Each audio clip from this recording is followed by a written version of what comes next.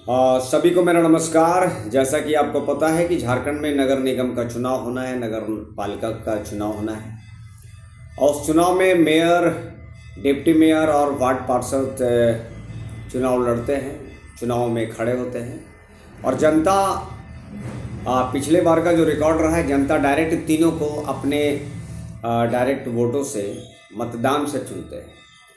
इस बार अखबारों में या सोशल मीडिया में या न्यूज़ में आया था कि इस बार मेयर का चुनाव जनता करेगी और आपका वार्ड पार्षद का डायरेक्ट जनता करेगी। बाकी डिप्टी मेयर का जो चुनाव है वो वार्ड पार्षदों के द्वारा होगा।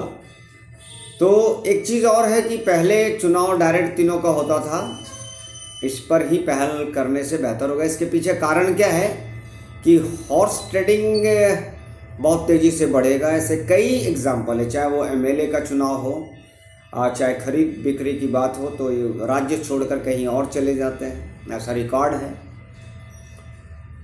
चाहे वो जिला परिषद का चुनाव हो, जिला परिषद के चुनाव में भी आप देखते होंगे चेयरमैन को चुनने के लिए कितना ज़्यादा पैसा का खरीद फरोख्त हुआ था, ऐसा रिकॉर्ड है। चाहे प्रमुख हो, चाहे प्रमुख हो, चाहे अलग अलग जो स्वतंत्र रूप से खुद ही प्रतिनिधि चुन सकते हैं, उसमें कितना ज़्यादा प्रेशर और कितना ज़्यादा हॉर्स ट्रेडिंग होती है, इसके बारे में प्रशासन को भी मालूम रहने के बावजूद भी कुछ नहीं होता, क्योंकि शहर छोड़ देते हैं, अपना एरिया छोड़ देते हैं, तो वहाँ की प्रशासन फिर वहाँ जाए, फिर पकड़े, फिर ये करे। इसलिए सभी एक तरह से हम कह सकते हैं कि अलग अलग तरीके से मेयर का जो है कि चुनाव हो, वो कैटेगरी कौन सा रहेगा यह चुनाव आयोग तय करेगा। जाहिर बात है कि गलती करने के बाद चाहे कोई भी हो उसके लिए भी सवाल बन जाता है और आज के डेट में भी कानून व्यवस्था है,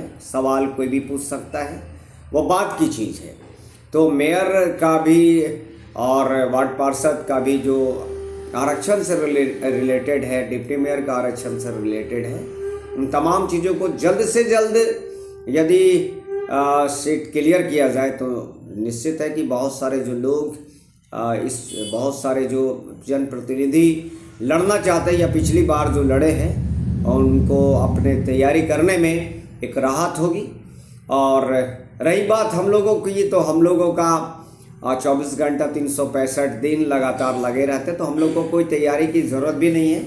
लेकिन सबसे पहले तो कैटेगरी क्लियर हो कि कौन सा कैटेगरी में है। जाहिर बात है कि हम जैसे जनरल कैटेगरी में आते हैं, तो जनरल कैटेगरी में हम डायरेक्ट खड़े नहीं हो सकते, लेकिन बाकी जो कैटेगरी जो होगा उसमें डायरेक्ट हम अपने प्रतिनिधियों को 36 वार्ड में भी वार्ड पार्षद के रूप में लड़ाएंगे हम लोग, और जो मेयर, डिप्टी मेयर आदि जो भी होंगे उसमें भी हम लोग अपना कैंडिडेट को खड़ा करेंगे। इसलिए उम्मीदवारों से भी हम अपना बात कहना चाहेंगे कि वो उम्मीदवार जो खड़े रहने चाहते हैं वो भी 365 दिन लगिए, अपने आसपास के इलाकों में लगिए। सिर्फ चुनाव के समय में लगने से बड़ी दिक्कत होती है, बहुत दिक्कत होती है। धन्यवाद।